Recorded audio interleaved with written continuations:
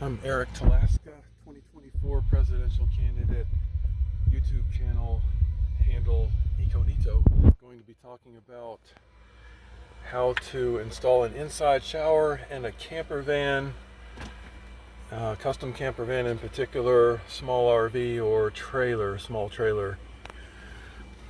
And on my website, econito.org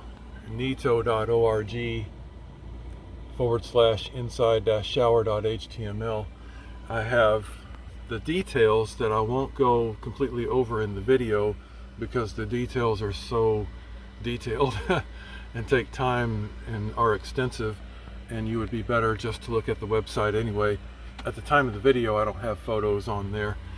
When you go to, if you're not a big techie and you can't figure that out, the URL, go to just econito.org,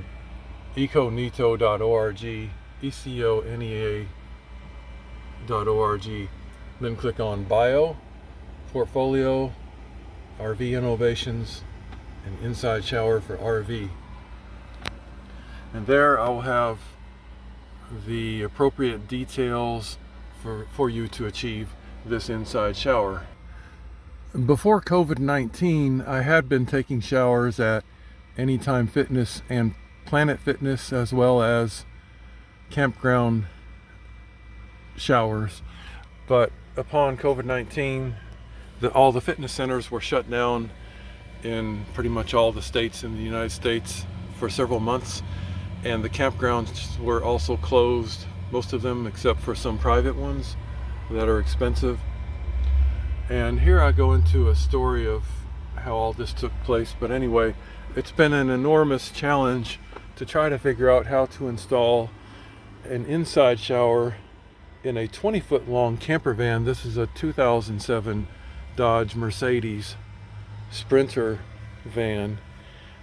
So it's 19.5 feet long, bumper to bumper. And so the space inside is very limited. I'm 6'4", so I need a almost a queen size bed. That's what that is. And then when you have the sink there, and I have my office here, refrigerator and all this stuff, there's no room for a shower, which would take up a lot of space because of my long arms and everything. And even for tiny people I've talked with who live in a who not necessarily live in, but travel in a Class B RV, do not use the inside shower because they are too tiny. They can't fit in them, and so they either go to campgrounds, fitness centers, or use an outside shower. I permanently installed a flushable toilet there behind the passenger seat because this is literally shit space. It's space you can't use for anything else due to the beveling of the back seat. Doesn't allow you to install anything there really. So I have the toilet there that's plumbed into 3 or 4 inch PVC underneath the vehicle. I'll show in a while. And the reason why I installed the shower head here is because this is where the shower is going to be. I use I believe it's 32-inch collapsible dog pool here. Now this is not very big, but fortunately where you stand, you don't need much space when you're standing in here. Where you do need the space is up on top, and I'll show you later on in the video when I'm going to set up the curtains, which I currently just have out of the way here on the front seat. 72 inch by 72 inch curtains that can be light or medium duty. You don't need the heavy duty ones. They get mounted by way of these S-clips.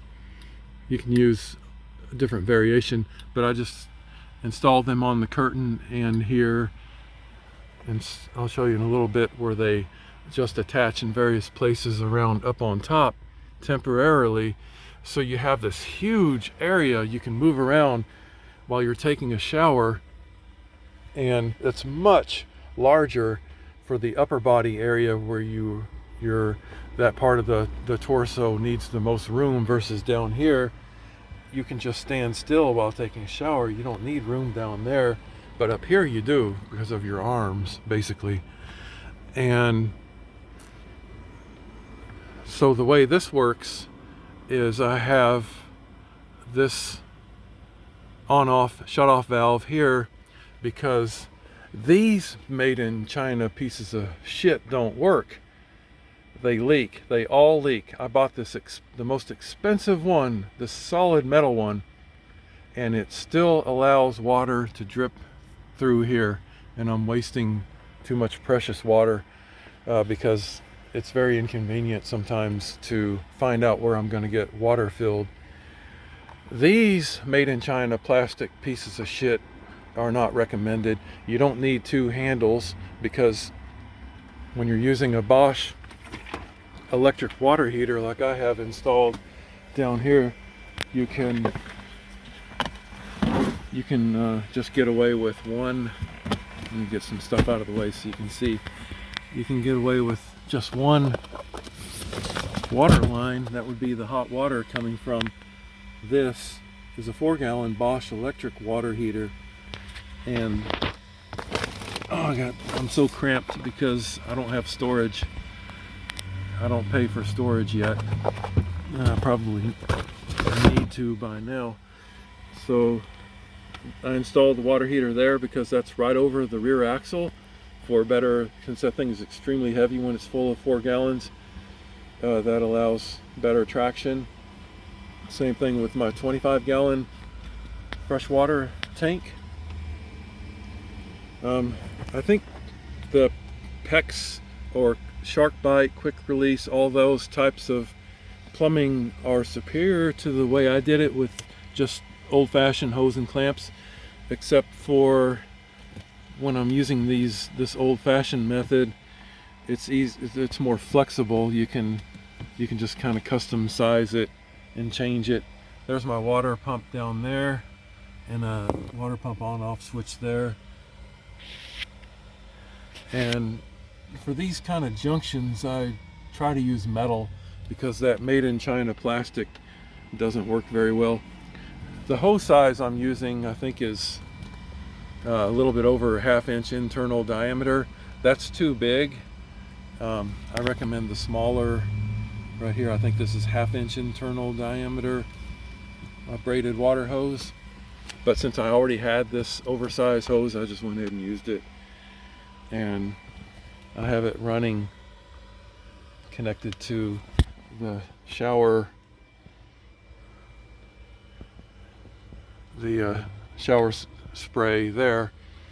And I have another one of these shower head holders down here in case I want to do something like wash a dog down here, or for whatever reason you want to lower this thing, and also keeps the hose in place. And I have my, what's this called, an induction stove with a glass top.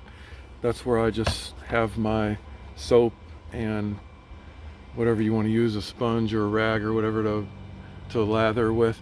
You want to try to use at minimum natural ingredient soap if you're going to drain to outside, or preferably biodegradable. And they make a plastic version of this valve that would work fine for a little while, but I think eventually, since it's probably made in China, it's going to fail. Just like these two are just total junk. This is very heavy, by the way. You would think it would work, but it absolutely doesn't. It leaks. And it even has a rubber gasket there, and on this side I used the threaded tape or had a rubber gasket on the connection, and it's still, and that's not even where the issue is. It's not there or there. It's that ball valve in the middle that allows water to keep on dripping through there even when this is shut on and off. And this is contrary to use versus just simply pushing down on this lever up and down. As I explain on my website, I started with an outside shower, and the severe problems with that are the cold weather, the cold wind, and privacy. You can get in big trouble regarding privacy if you're taking a shower in especially an urban location. And almost all places like BLM land where you can take an outside shower, even though they actually prohibit it. When you take an outside shower, there's almost always a cold wind, even when it's 80 degrees out, and that could be very uncomfortable. My power source is many, and so I have some huge advantages. I do have a Tesla Model S battery down there, and then I have right now I'm connected to an EV charging station outside using this ISDT T8 charger. I recommend either the T8 or the T6 if you need to connect to shore power charging something like this dangerous lithium-ion cobalt chemistry battery. That's, by the way, equivalent to 433 amp hours of 12 volt. And then I also have quite a lot of solar power. I don't know if you can let's see. Well, even more important, the beginning source of power, you need to start with a 3000 plus pure sine wave inverter to handle the power consumption of that water heater, which is not bad actually. It consumes about 40 amps of 24 volt DC. I'm on a 24 volt starting system that some of, like my lights or whatever, are 12 volts, so I have the little converter for that. So my system's much more complicated than most, and this is the most advanced electrical system in a motorhome, or at least the first one that's been this advanced in a motorhome. And I also have a sophisticated Victron alternator charger. As I'm driving, I get power that way. It takes about 15 to 20 minutes for the water heater to fully heat up cold water into being very warm water. I don't recommend setting the Bosch water heater past the ideal setting, because if you do, it'll be scalding hot water, and that will also use more energy to heat that up. This is not completely my idea. I got the inside shower idea from Live Like Pete. The link is on my website. But I did make modifications to his design for a more simplistic drain, especially. And I haven't figured out quick release yet like he has, that I need to eventually, so that I can more easily remove this pool if I want to go inside and outside the sliding door more often, which I don't like using the sliding door, but rather the driver's side door to get in and out, because here is where I take my shoes on and off, so I don't get this all dirty, because if I come in and out of here, then I'm getting this floor dirty. And the sliding door is pretty contrary. It's quite a beefy door. It's very, very large, and so I try to minimize using it. And also, the more you use it, the more it gets thrown out of alignment, and it won't seal right eventually, and it has to be readjusted, as opposed to the driver's side door never needs readjusted. So yeah, what this innovative shower design allows me to do is to take a shower comfortably inside a 20-foot long vehicle without having to upgrade to the longer motorhome, which would be much more difficult to park. So this one only being 20.5 feet long total, with the boxes on the back, I can park just about anywhere. And maneuvering this is much easier than the longer Sprinter. So let's see what's going on out here with the drain in particular. I'm sure you want to see how in the world did I do that. So you want to use a metal cutting hole saw, I think maybe about a little over a ½ inch. You can see I got extra play in there. And then the description of this I have on the website of what this thing is here. This drain used to be just a cover, and I drilled a hole through it to convert it into a drain. And so you see how it moves around pretty flexibly there. And then the guy who came up with this idea, he just drains it straight to the ground. But since I have this PVC already installed.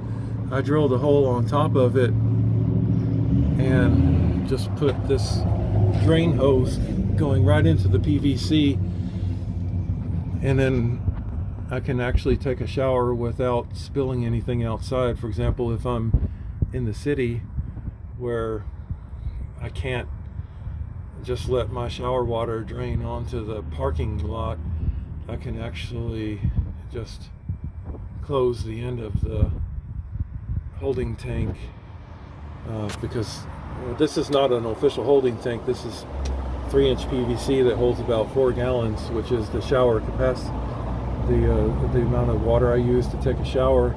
And so this will hold all that until I get to a dump station or wherever is an appropriate place to relieve this water if I'm using biodegradable soap. Now, this Tesla battery is the world's first in a motorhome, and also the world's first to connect by way of optional EV J1772 charging station, which I have connected right now in a shopping area. It's where they're commonly installed, so I get free charging that way. Sometimes there will be a sign that says EV vehicles only or whatever, so I have to pay attention, or it'll say 2-hour limit. This location has no limit, and so I'm getting charged up pretty good. The reason why I'm here is because yesterday it was I'm in Medford, Oregon. Yesterday, May 30th, 2020, there was 100% cloud cover and 100% rain all day, and I got no charging. And then today it was considerable cloud cover this morning, and I didn't know how much sun was going to come out, and I needed to heat up my water and cook something and all this high energy stuff, running the air conditioner right now, which is normally solar powered. I have 540 watts of solar on top, and that will be sufficient for everything normally. But on substantially cloudy days, I look for EV charging stations, and I have a different website regarding the EV charging, and that's about it. This is kind of a long video for just one item to cover, but it's my first one regarding an inside shower that is extremely beneficial for full-time RV living in a camper van, so that I am no longer dependent on campgrounds or fitness centers, and which fitness centers have an issue of sanitation, where you don't know what kind of fungal virus or whatever you might get on your feet or wherever taking a shower in public like that. I just don't like it. And so now with my own tub, now this guy here, Live Like Pete, he recommends using a folding bamboo shower stand mat, whatever. I don't see any need for that because I'm not sharing this with anybody. So with just my bare feet on there, it's just my germs, so I just don't see a need for it. Especially when I'm done taking a shower, I just pull this up and let it, and kind of get the accumulated water to drain out. I noticed that the water doesn't really dry on its own very well, and so the standing water is a little bit of an issue. So when I'm done, I will take the shower head and just rinse when I'm done, to prevent mold and scum and all that kind of stuff from building up. I anticipate replacing this probably every 6 months, as well as the shower curtains, due to the mold and scum and all that. So we'll see. I've been using this now for a pretty good week, about 1 week, and it's just extremely successful. Very, very awesome. I love it. And if I could start over again, I'd probably drill the hole a little bit further that way, so that when you're done with it, you can collapse it and push it further out of the way, so you can get in and out of the sliding door easier. And I will do that eventually. I will relocate that hole further that way towards the toilet, and that way I can push this all out of the way really easy, nice and easy. And so I'm basically using all this area here for the shower. Now let me set up the curtain and show you what that looks like. Okay, I'm getting ready to put the curtain up. Currently I have the pool extended out. Here's how much room I have. That's way plenty. So I don't recommend getting bigger than 32 inches. This is just way plenty. My original worry was it wasn't going to be big enough. This is way plenty big. And you can see I installed the drain not quite up to the edge there. It should be up to the edge, but that's no real big deal. Like I said, I'm probably going to replace this pool every 6 months because I anticipate mold, mildew, whatever building up, scum. And then also I anticipate this is going to eventually rip right here due to the constant everyday pushing and pulling this thing. This is PVC vinyl that's gonna, made in China, that's gonna give out eventually. Okay, so I'm using the S-biners once in a while to connect like that and just let one overlap the other. And sometimes I'll use just a little bungee. And here we go. It's completely done, ready to take a shower. As mentioned down here, you don't really need much room on the bottom, but on the top it bevels out really well. And I just kind of randomly fasten on 1, 2, 3, 4, 5 different corners, and there's lots of room to spread out. As you're taking a shower, the upper body area, you have plenty of room up here, just as comfortable as a house shower pretty much. And then when ready to take a shower, just pull this lever down a little bit. You don't have to pull it all the way down, just a little bit until you get enough water, because you don't want to, ideally you don't want to use the full amount of water available unnecessarily, so that you don't waste water, because sometimes it's difficult to find water source to refill my tank. And if it's cold outside, I will just close this vent so I don't get too cold. And I strategically locate the meeting of the two curtains right here, so I can access soap and washcloth. And there's going to be a little bit of dripping or water there, which isn't going to hurt anything because this is just the sink and glass stovetop. And so, like I said, I've used this probably about 10 times so far. No problems, no leaks, nothing. No problems at all. And I had to get rid of the S-binder here because I needed this curtain to lower a little bit more so that the bottom wouldn't be too short. And that's how it works. So your comments are welcome. Keep it civil, please, and let me know if you have any questions about this install. There's so much room, I didn't even have to move my chair out of the way or anything. So that's pretty amazing. In a 20-foot camper van, I have a shower with the upper body area much larger than in a typical RV, particularly the Class B RVs, Class Bs and Cs and small trailers. You don't have all this room up here like I do right now. And that's pretty important, because when you're taking a shower with the rigid walls that are really 32 inches wide, you would constantly be hitting your elbow on the wall. And with this, if you do, it's actually much more comfortable than hitting a rigid wall. But the disadvantage, of course, you have to set this up every time.